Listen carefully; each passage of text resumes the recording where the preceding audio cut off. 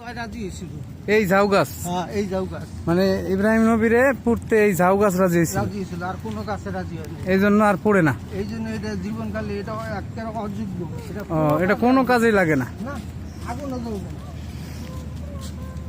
বন্ধুরা, এই সেই ঝাউ গাছ। আমার আঙ্কেলের কাছ থেকে একটা গুরুত্বপূর্ণ জিনিস জানলাম। এই যে এই গাছগুলোর নাম আসলে ঝাউ গাছ।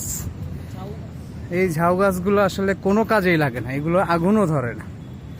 মানে এটার কারণটা শুনলাম হচ্ছে আমাদের নবী ইব্রাহিম খলিলুল্লাহ, অর্থাৎ জাতির পিতা, আমাদের মুসলমান জাতির পিতা,